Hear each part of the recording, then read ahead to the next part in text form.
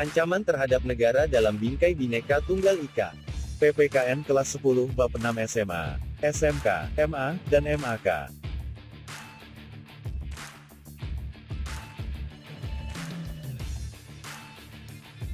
Kita harus bersyukur kepada Tuhan Yang Maha Esa, bahwa dalam diri kita masih ada rasa cinta kepada negara Indonesia. Kecintaan kita kepada bangsa semakin hari semakin besar, karena itu semua merupakan anugerah Tuhan yang amat besar.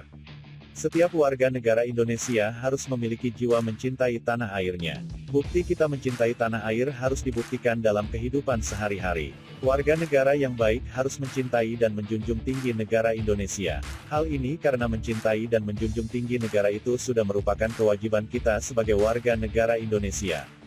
Nah, untuk semakin meyakinkan kecintaan kita kepada Indonesia, coba kalian nyanyikan bersama-sama lagu Tanah Airku, ciptaan Ibu Sud.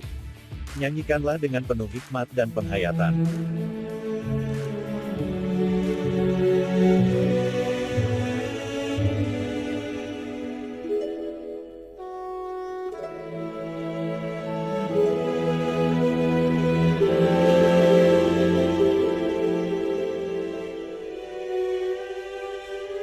Tanah airku tidak kulupakan, kan terkenang selama hidupku. Biarpun saya pergi jauh, tidakkan hilang dari kalbu. Tanahku yang ku cintai, engkau ku hargai.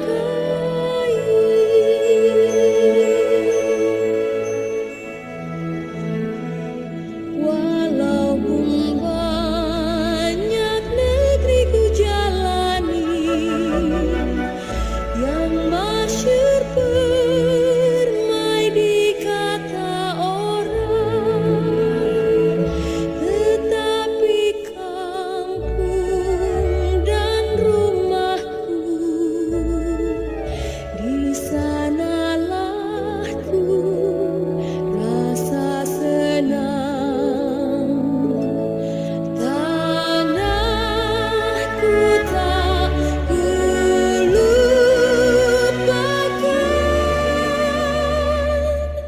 engkau ku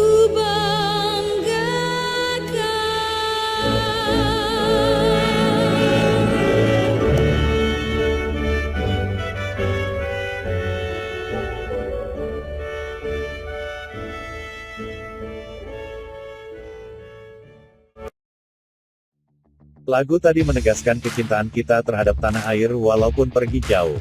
Negara Indonesia merupakan negara yang mempunyai pesona alam yang indah dan unik, yaitu sebagai negara kepulauan terbesar di dunia. Hal itu memberikan kesan tersendiri bagi siapa saja yang datang ke Indonesia. Banyak wisatawan asing yang menjadikan Indonesia sebagai tujuan wisata dan tempat berlibur.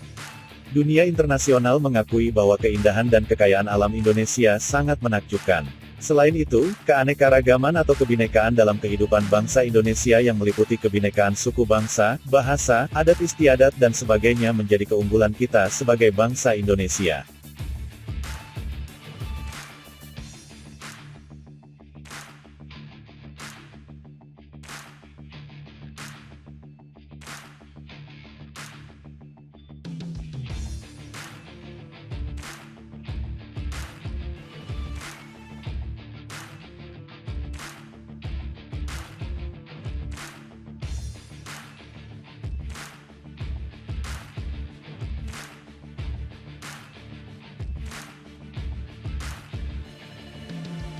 Pada bab ini, kalian akan diajak untuk mewaspadai ancaman terhadap integrasi nasional dan Ipolexosbud Hankam. Pada akhirnya nanti kalian diharapkan dapat berperan serta untuk mengatasi berbagai ancaman dalam rangka membangun integritas nasional.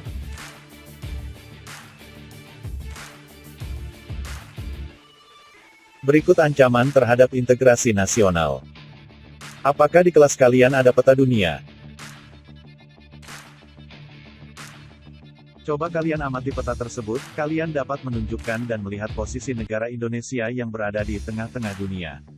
Kemudian, dilewati garis khatulistiwa, diapit oleh dua benua yaitu Asia dan Australia, serta berada di antara dua samudera yaitu Samudera Hindia dan Pasifik. Kondisi tersebut menunjukkan bahwa wilayah Indonesia berada pada posisi silang yang sangat strategis dan ideal. Posisi silang yang diberikan Tuhan kepada negara Indonesia tidak hanya meliputi aspek kewilayahan saja, melainkan meliputi pula aspek-aspek kehidupan sosial, antara lain. Penduduk Indonesia berada di antara daerah berpenduduk padat di utara dan daerah berpenduduk jarang di selatan. Ideologi Indonesia terletak antara komunisme di utara dan liberalisme di selatan.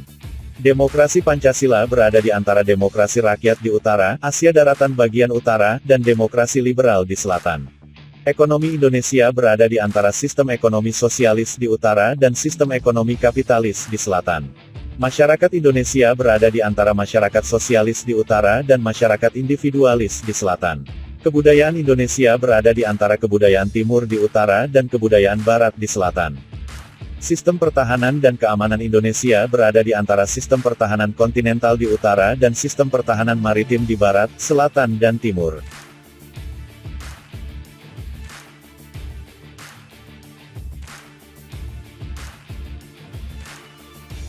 Strategis sekaligus menjadi ancaman. Dengan demikian, maka posisi silang Indonesia merupakan sebuah potensi sekaligus ancaman bagi integrasi nasional bangsa Indonesia. Apa sebenarnya yang menjadi ancaman bagi integrasi nasional negara Indonesia? Ancaman bagi integrasi nasional tersebut datang dari luar maupun dari dalam negeri Indonesia sendiri dalam berbagai dimensi kehidupan. Ancaman tersebut biasanya berupa ancaman militer dan non-militer. Mengapa ancaman perlu diketahui? Nah, untuk menjawab rasa penasaran dan menambah pengetahuan kalian, berikut ini uraian secara singkat ancaman yang dihadapi bangsa Indonesia, baik yang berupa ancaman militer maupun non-militer.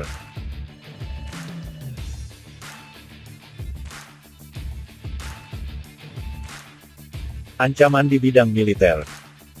Perkembangan persenjataan militer di setiap negara terus ditingkatkan, bahkan ada negara yang memiliki senjata pemusnah massal yang berbahan kimia dan nuklir. Aktivitas ini merupakan ancaman militer yang menggunakan kekuatan bersenjata yang terorganisir. Ancaman ini dinilai mempunyai kemampuan membahayakan kedaulatan negara, keutuhan wilayah, dan keselamatan segenap bangsa. Kekuatan senjata ini dapat digunakan untuk melakukan agresi, invasi, pelanggaran wilayah, pemberontakan bersenjata, sabotase, spionase, aksi teror bersenjata, dan ancaman keamanan laut dan udara. Suatu negara yang melakukan agresi dikategorikan sebagai ancaman kedaulatan negara, keutuhan wilayah, dan keselamatan suatu bangsa. Agresi ini mempunyai bentuk-bentuk mulai dari yang berskala paling besar sampai dengan yang terkecil. Invasi merupakan bentuk agresi yang berskala paling besar dengan menggunakan kekuatan militer bersenjata yang dikerahkan untuk menyerang dan menduduki wilayah negara lain. Bangsa Indonesia pernah merasakan pahitnya diinvasi atau diserang oleh Belanda yang ingin kembali menjajah Indonesia sebanyak 2 kali, yaitu pada agresi militer 1 dari tanggal 21 Juli tahun 1947 sampai tanggal 5 Agustus tahun 1947, dan agresi militer 2 tanggal 19 Desember tahun 1948. Selain itu, bentuk ancaman militer yang sering terjadinya cukup tinggi adalah tindakan pelanggaran wilayah, wilayah laut, ruang udara dan daratan. Buktinya wilayah negara kita pernah ada yang dicaplo dan diakui oleh negara lain. Hal ini menjadi konsekuensi bagi Indonesia yang memiliki wilayah yang sangat luas dan terbuka sehingga berpotensi terjadinya pelanggaran wilayah.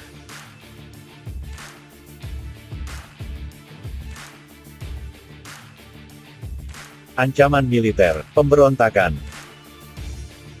Pemberontakan bersenjata juga menjadi ancaman militer yang harus serius ditangani oleh bangsa Indonesia. Pada dasarnya pemberontakan bersenjata yang terjadi di Indonesia merupakan ancaman yang timbul dan dilakukan oleh pihak-pihak tertentu di dalam negeri. Namun, tidak menutup kemungkinan pemberontakan bersenjata tersebut disokong oleh kekuatan asing, baik secara terbuka maupun secara tertutup. Pemberontakan bersenjata melawan pemerintah Indonesia yang sah merupakan bentuk ancaman militer yang dapat merongrong kewibawaan negara dan jalannya roda pemerintahan. Dalam perjalanan sejarah, bangsa Indonesia pernah mengalami sejumlah aksi pemberontakan bersenjata yang dilakukan oleh gerakan radikal, seperti DI, TII, PRRI Permesta. Pemberontakan PKI Madiun. serta G30 SPKI. Sejumlah aksi pemberontakan bersenjata tersebut tidak hanya mengancam pemerintahan yang sah, tetapi juga mengancam tegaknya Negara Kesatuan Republik Indonesia yang berlandaskan Pancasila dan Undang-Undang Dasar Negara Republik Indonesia tahun 1945.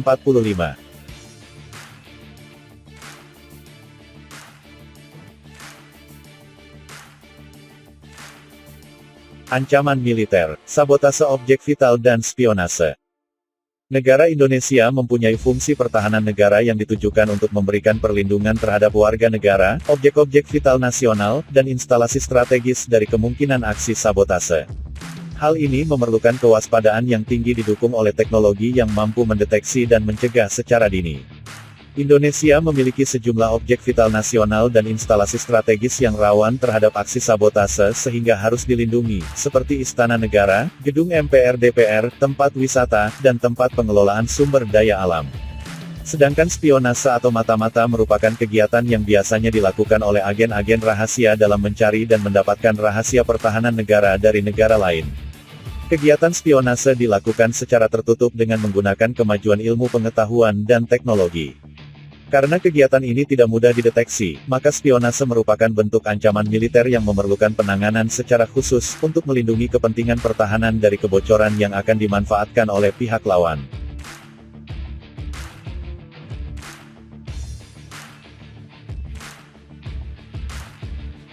Ancaman militer, teroris, gangguan di laut dan udara. Baru-baru ini kita dikejutkan dengan adanya aksi teror di ibu kota Jakarta, yaitu bom Tamrin. Aksi teror ini dilakukan secara terbuka di tengah kesibukan masyarakat. Aksi teror bersenjata ini memakan banyak korban, baik dari kepolisian dan masyarakat. Aksi teror ini merupakan bentuk kegiatan terorisme yang mengancam keselamatan bangsa dengan menebarkan rasa ketakutan yang mendalam serta menimbulkan korban tanpa mengenal rasa perikemanusiaan. Sasaran aksi teror bersenjata dapat menimpa siapa saja, sehingga sulit diprediksi dan ditangani dengan cara-cara biasa. Perkembangan aksi teror bersenjata yang dilakukan oleh teroris pada dekade terakhir meningkat cukup pesat dengan mengikuti perkembangan politik, lingkungan strategis, dan ilmu pengetahuan dan teknologi. Oleh karena itu, segala bentuk teror harus dicegah dan dibasmi agar ketenteraman masyarakat tidak terganggu selanjutnya. Gangguan keamanan di laut dan udara juga perlu mendapatkan perhatian. Gangguan di laut dan udara merupakan bentuk ancaman militer yang mengganggu stabilitas keamanan wilayah nasional Indonesia. Kondisi geografis Indonesia yang memiliki wilayah perairan dan wilayah udara terbentang luas menjadikan pelintasan transportasi dunia yang padat, baik transportasi maritim maupun dirgantara. Hal ini berimplikasi terhadap tingginya potensi gangguan ancaman keamanan laut dan udara. Adapun bentuk-bentuk gangguan keamanan di laut dan udara yang harus mendapat perhatian dalam penyelenggaraan pertahanan negara, yaitu pembajakan atau perompakan, penyelundupan narkoba, penyelundupan senjata, amunisi, bahan peledak atau bahan lain yang dapat membahayakan keselamatan bangsa, penangkapan ikan secara ilegal, pencurian kekayaan di laut dan pencemaran lingkungan.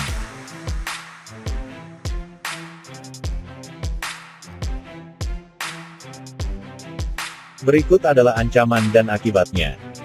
Ancaman militer, hancurnya negara dan terjadinya penjajahan. Spionase, bocornya rahasia negara yang dapat dimanfaatkan oleh negara lain. Teroris, suasana teror akan membuat terjadinya kegaduhan dan ketakutan di dalam masyarakat. Agresi militer, kerusakan pada infrastruktur dan pembangunan negara, banyaknya korban jiwa, situasi negara menjadi tidak aman dan kondusif. Penyelundupan senjata, pemicu kegaduhan bahkan pemberontakan di dalam negara.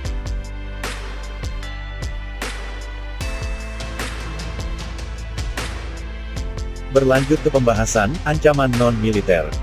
Ancaman non-militer pada hakikat ancaman yang menggunakan faktor-faktor non-militer dinilai mempunyai kemampuan yang membahayakan kedaulatan negara, kepribadian bangsa, keutuhan wilayah negara, dan keselamatan segenap bangsa. Ancaman ini salah satunya disebabkan oleh pengaruh negatif dari globalisasi. Globalisasi yang menghilangkan sekat atau batas pergaulan antar bangsa secara disadari ataupun tidak telah memberikan dampak negatif yang kemudian menjadi ancaman bagi keutuhan sebuah negara, termasuk Indonesia.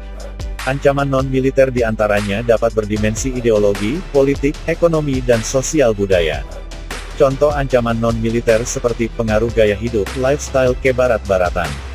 sudah tidak mencintai budaya sendiri, tidak menggunakan produk dalam negeri, dan sebagainya. Tambahan, ancaman non-militer memiliki karakteristik yang berbeda dengan ancaman militer, yaitu tidak bersifat fisik serta bentuknya tidak terlihat seperti ancaman militer. Ancaman non-militer ini berdimensi ideologi, politik, ekonomi, sosial budaya, teknologi, informasi, serta keselamatan umum.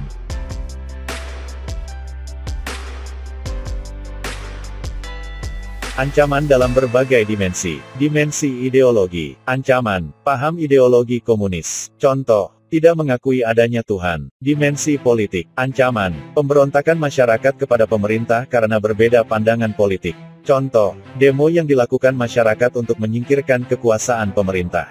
Dimensi ekonomi. Ancaman, pasar bebas internasional. Contoh, masyarakat lebih suka membeli dagangan atau produksi dari luar negeri. Dimensi sosial budaya. Ancaman, globalisasi. Contoh, meniru budaya luar negeri dan melupakan budaya sendiri. Dimensi kedaulatan umum. Ancaman, penjajahan. Contoh, perusahaan milik asing yang semakin banyak di Indonesia.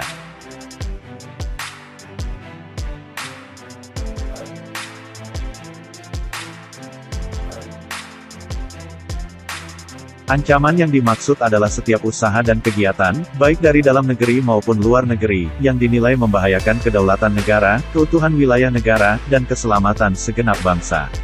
Ancaman non-militer atau nir-militer memiliki karakteristik yang berbeda dengan ancaman militer, yaitu tidak bersifat fisik serta bentuknya tidak terlihat seperti ancaman militer, karena ancaman ini berdimensi ideologi, politik, ekonomi, sosial budaya, teknologi, informasi, serta keselamatan umum.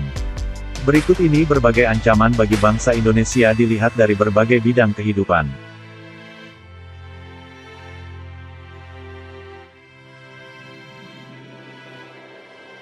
Ancaman di bidang ideologi. Secara umum Indonesia menolak dengan tegas paham komunis dan Zionis. Akibat dari penolakan tersebut, tentu saja pengaruh dari negara-negara komunis dapat dikatakan tidak dirasakan oleh bangsa Indonesia, kalaupun ada pengaruh tersebut sangat kecil ukurannya. Akan tetapi, bukan berarti bangsa Indonesia terbebas dari pengaruh paham lainnya, misalnya pengaruh liberalisme. Saat ini kehidupan masyarakat Indonesia cenderung mengarah pada kehidupan liberal yang menekankan pada aspek kebebasan individual. Sebenarnya liberalisme yang didukung oleh negara-negara barat tidak hanya mempengaruhi bangsa Indonesia, akan tetapi hampir semua negara di dunia. Hal ini sebagai akibat dari era globalisasi. Globalisasi ternyata mampu meyakinkan masyarakat Indonesia bahwa liberalisme dapat membawa manusia ke arah kemajuan dan kemakmuran. Tidak jarang hal ini mempengaruhi pikiran masyarakat Indonesia untuk tertarik pada ideologi tersebut. Pada umumnya pengaruh yang diambil justru yang bernilai negatif, misalnya dalam gaya hidup yang diliputi kemewahan, pergaulan bebas yang cenderung mengarah pada dilakukannya perilaku seks bebas dan perbuatan dekadensi moral lainnya. Hal tersebut apabila tidak segera diatasi akan menjadi ancaman bagi kepribadian bangsa Indonesia yang sesungguhnya. Kita mesti proaktif menyaring dampak negatif globalisasi. Ada juga dampak positif dari globalisasi, komunikasi yang semakin cepat dan mudah, meningkatnya taraf hidup dari masyarakat, mudahnya mendapatkan informasi dan ilmu pengetahuan. Tingkat pembangunan yang semakin tinggi, meningkatnya turisme dan pariwisata, meningkatnya ekonomi menjadi lebih produktif, efektif, dan efisien.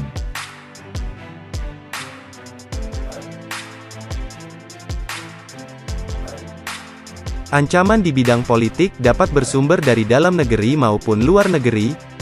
Dari luar negeri, ancaman di bidang politik dilakukan oleh suatu negara dengan melakukan tekanan politik terhadap Indonesia.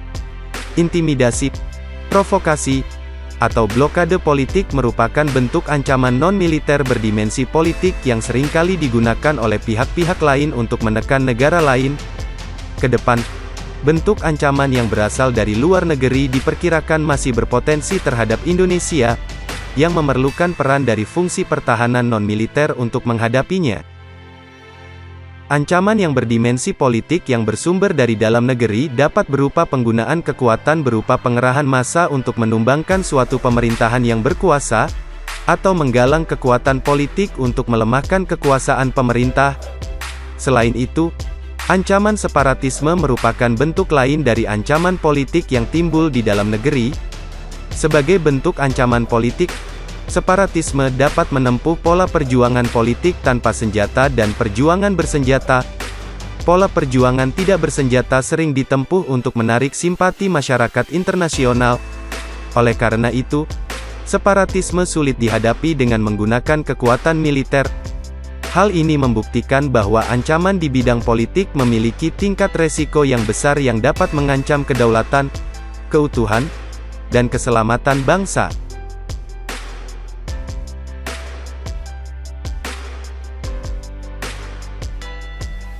Ancaman di bidang ekonomi. Pada saat ini ekonomi suatu negara tidak bisa berdiri sendiri. Hal tersebut merupakan bukti nyata dari pengaruh globalisasi. Dapat dikatakan, saat ini tidak ada lagi negara yang mempunyai kebijakan ekonomi yang tertutup dari pengaruh negara lainnya. Pengaruh globalisasi perekonomian merupakan suatu proses kegiatan ekonomi dan perdagangan di mana negara-negara di seluruh dunia menjadi satu kekuatan pasar yang semakin terintegrasi tanpa rintangan batas teritorial negara. Globalisasi perekonomian mengharuskan penghapusan seluruh batasan dan hambatan terhadap arus modal, barang dan jasa. Ketika globalisasi ekonomi terjadi, batas-batas suatu negara akan menjadi kabur dan keterkaitan antara ekonomi nasional dengan perekonomian internasional akan semakin erat. Globalisasi perekonomian di satu pihak akan membuka peluang pasar produk dari dalam negeri ke pasar internasional secara kompetitif, sebaliknya juga membuka peluang masuknya produk-produk global ke dalam pasar domestik. Hal tersebut tentu saja selain menjadi keuntungan, juga menjadi ancaman bagi kedaulatan ekonomi suatu negara.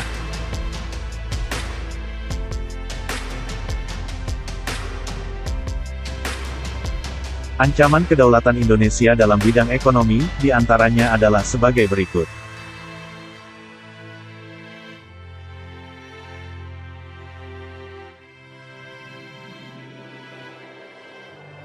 Produk luar negeri, Indonesia akan kedatangan oleh barang-barang dari luar dengan adanya perdagangan bebas yang tidak mengenal adanya batas-batas negara. Hal ini mengakibatkan semakin terdesaknya barang-barang lokal terutama yang tradisional karena kalah bersaing dengan barang-barang dari luar negeri.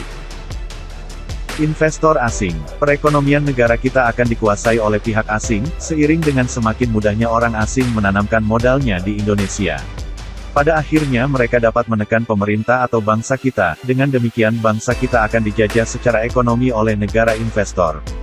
Pasar bebas. Persaingan bebas akan menimbulkan adanya pelaku ekonomi yang kalah dan menang. Pihak yang menang secara leluasa memonopoli pasar, sedangkan yang kalah akan menjadi penonton yang senantiasa tertindas.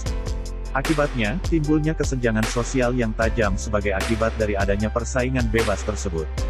Ekonomi rakyat. Sektor-sektor ekonomi rakyat yang diberikan subsidi semakin berkurang, koperasi semakin sulit berkembang dan penyerapan tenaga kerja dengan pola padat karya semakin ditinggalkan sehingga angka pengangguran dan kemiskinan susah dikendalikan. Pertumbuhan ekonomi negara. Memperburuk prospek pertumbuhan ekonomi jangka panjang. Apabila hal-hal yang dinyatakan di atas berlaku dalam suatu negara, maka dalam jangka pendek pertumbuhan ekonominya menjadi tidak stabil. Dalam jangka panjang pertumbuhan yang seperti ini akan mengurangi lajunya pertumbuhan ekonomi. Pendapatan nasional dan kesempatan kerja akan semakin lambat pertumbuhannya dan masalah pengangguran tidak dapat diatasi atau malah semakin memburuk.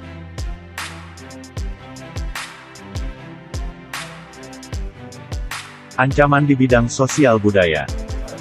Ancaman di bidang sosial budaya dapat dibedakan atas ancaman dari dalam dan dari luar. Ancaman dari dalam ditimbulkan oleh isu-isu kemiskinan, kebodohan, keterbelakangan, dan ketidakadilan.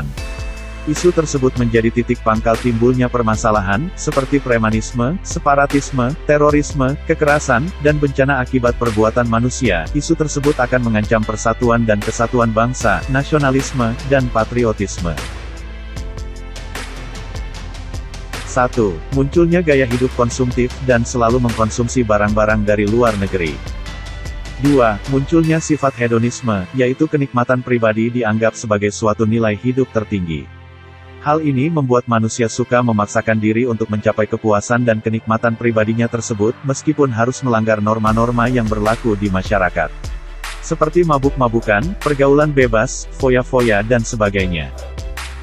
3. Adanya sikap individualisme, yaitu sikap selalu mementingkan diri sendiri serta memandang orang lain itu tidak ada dan tidak bermakna. Sikap seperti ini dapat menimbulkan ketidakpedulian terhadap orang lain, misalnya sikap selalu menghardik pengemis, pengamen, dan sebagainya. 4.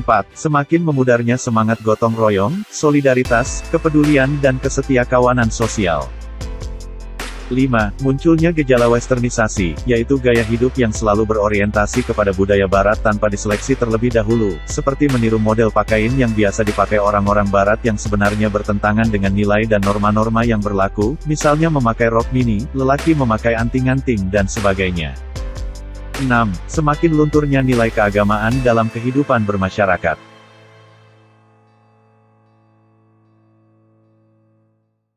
Ancaman di bidang pertahanan dan keamanan.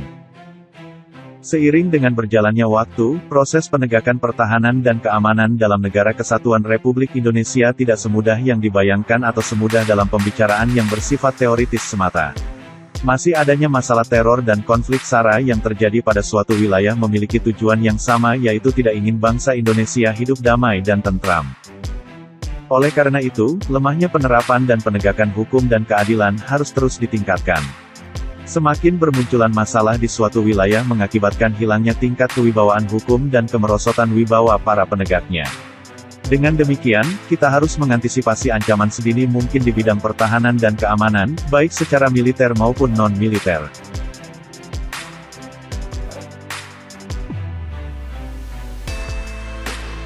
Ancaman di bidang Ipolexosbud-Hankam. Berikut tabel bidang, ancaman, dan contohnya. Di bidang ideologi, jenis ancamannya paham ideologi liberal. Contohnya bersikap individualis. Lalu di bidang politik, jenis ancamannya perbedaan sudut pandang antara pemerintah dengan pendukung oposisi. Contohnya menciptakan kegaduhan, penyebaran hoaks, dan sebagainya untuk menjatuhkan pemerintah. Di bidang ekonomi, jenis ancamannya korupsi penjabat pemerintah. Contohnya penjabat yang korupsi menggunakan uang negara yang mengakibatkan kerugian pada negara. Lalu di bidang sosial budaya, ancamannya adalah globalisasi. Contoh, meniru budaya luar negeri dan melupakan budaya sendiri. Di bidang pertahanan dan keamanan, ancamannya terorisme. Contoh, tindakan seseorang yang membuat ancaman sehingga menimbulkan kegaduhan dan ketakutan di lingkungan masyarakat. Selanjutnya, peran serta masyarakat untuk mengatasi berbagai ancaman dalam membangun integrasi nasional. Cek link di deskripsi. Terima kasih telah menonton channel ini. Jangan lupa share, like, and subscribe.